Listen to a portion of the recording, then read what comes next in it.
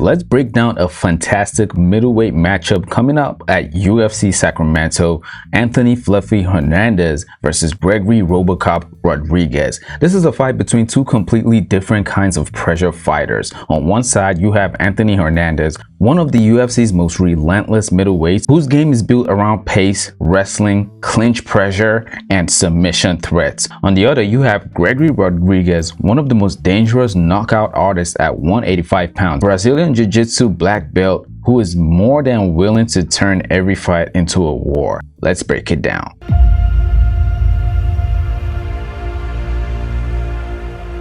Let's start with Anthony Hernandez. Hernandez has developed into one of the most difficult middleweights to deal with because of one simple characteristic. He never stops working. His nickname is Fluffy, but there is nothing fluffy about the way this man fights. He's physical, he's exhausted, and can constantly keep on looking to put his opponent into bad positions. That's what he does from round 1 to round 5. And of course, we have to talk about his relentless pressure. This is Hernandez's biggest weapon. He doesn't necessarily need one huge takedown. Instead, he chains attacks together. He shoots, he clinches, he pressures, he attacks the back. And if the opponent escapes, Hernandez immediately starts another sequence. That's what makes him exhausting to fight. And of course, we have to talk about the wrestling and the grappling. Hernandez has developed into a very dangerous grappler.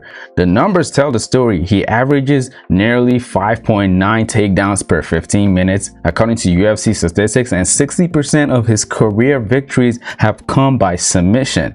He's especially dangerous when he gets behind an opponent. That's where the rear naked choke comes in, and it becomes a major weapon. And of course, we also have to talk about his cardio. Hernandez's pace is designed to break people. Even when he's tired, he's still attacking. And that matters against someone like Rodriguez, because Rodriguez has been involved in some incredibly physical fights. Hernandez wants to make this a 15 to 25 minute grind. And we do have to talk about his improved striking as well. Hernandez isn't just a wrestler anymore. His striking has improved considerably. He's become more comfortable throwing combinations, closing distance behind punches, and using his striking to create wrestling opportunities. Before facing Strickland, Hernandez had won 8 straight fights, including 6 finishes. Although he lost that last fight, Hernandez was on an incredible run before that setback against Strickland. And there's another interesting wrinkle in this. Strickland's style exposed some problems in Hernandez's game. Strickland was able to neutralize Hernandez's wrestling and make him fight primarily on the feet. Now, Hernandez is going to get another dangerous striker in this matchup, but Rodriguez presents a very different problem. Now, let's talk about Gregory Rodriguez. If Anthony Hernandez wants to make this a grind, Rodriguez wants to make it a war. Robocop is one of the most dangerous power punchers in the middleweight division. He's currently 19-6 with 12 knockout victories and 3 submissions. And when we talk about his fight style, we absolutely have to talk about the devastating power. This is Rodriguez's biggest advantage. He doesn't need a perfect combination. He doesn't need 5 minutes to set up. He can change the fight with one punch.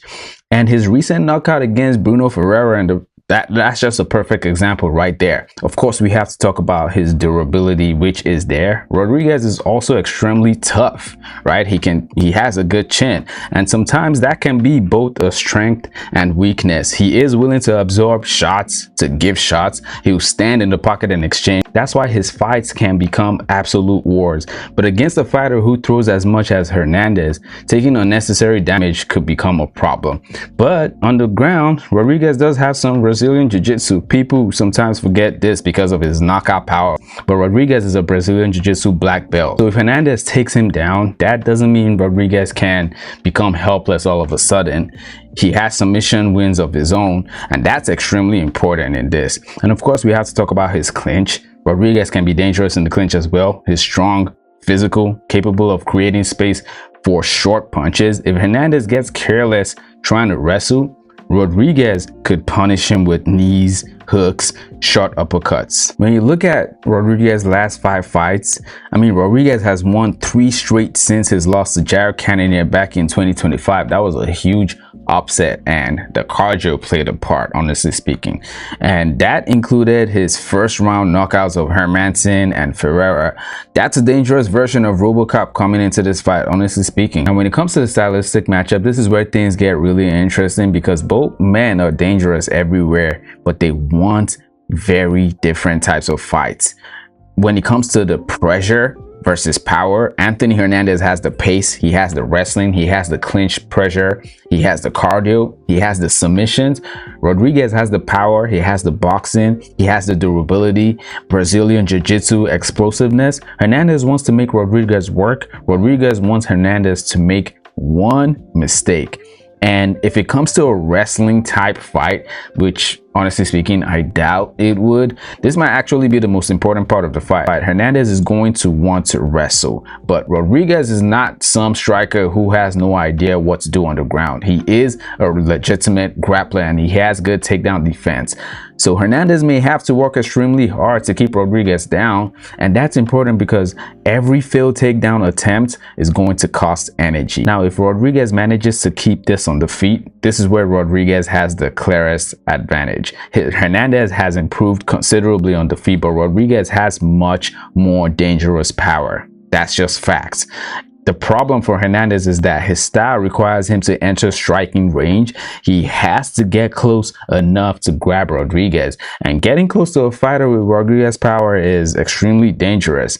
Now, if they do that for a while, the cardio would have to play in, and this is where you just got to give it to Hernandez. Significant advantage there. Hernandez's entire game is based on making opponents uncomfortable for extended periods. Rodriguez can fight hard for 3 rounds, but Hernandez wants to turn this into a relentless wrestling match. If this becomes a 5-round fight where Hernandez is constantly facing Rodriguez to defend takedowns and stand back up, that could completely change the fight. Now, when it comes to the path to victory for Anthony Hernandez, he's not trying to stand there and trade with Rodriguez. That's probably the most important thing. Hernandez is not going to try to prove he's the better striker, right? That's not his game plan. He's going to get into that chain wrestling. He's going to not rely on one takedown.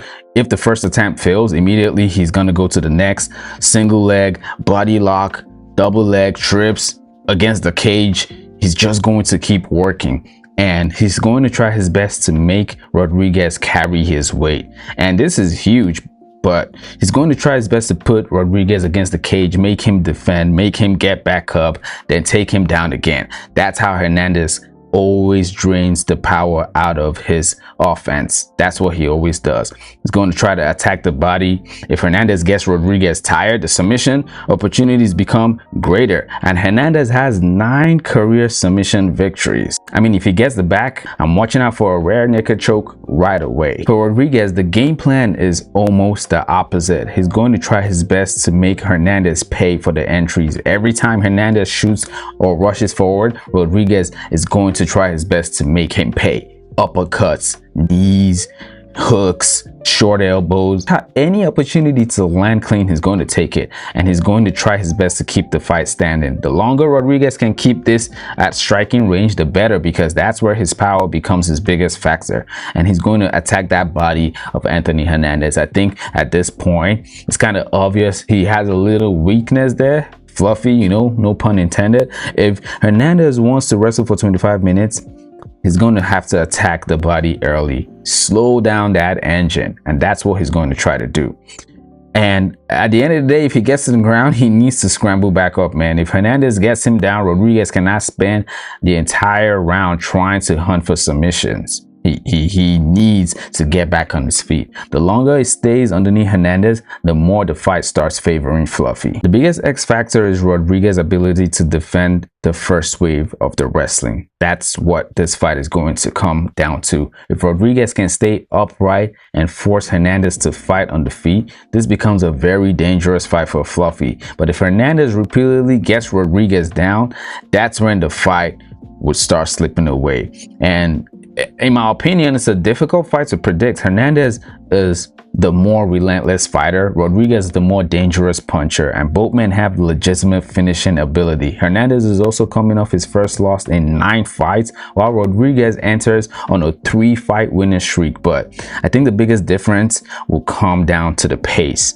Hernandez has the style that can make Rodriguez fight outside his comfort zone. If Hernandez can avoid getting caught clean during the entries, I think he can repeatedly put Rodriguez against the cage, force takedowns, and make this an exhausting fight. I think Anthony Hernandez is going to win this by submission, man, around round 4. I think Rodriguez has his moments early. I wouldn't be surprised if he hurts Hernandez at some point, honestly speaking, but Hernandez pressure, wrestling, and cardio, I mean, eventually is going to start taking over. But once Rodriguez gets tired, Hernandez's submission game becomes extremely dangerous. But either way, this is a fantastic matchup because there's a clear contrast in what both fighters need. Hernandez needs chaos through wrestling. Rodriguez needs chaos through violence. But I think Fluffy take this. But let me know what you think in the comments. Don't forget to like this video. If you want more breakdowns like this, make sure you subscribe to the channel, and I'll see you on the next one.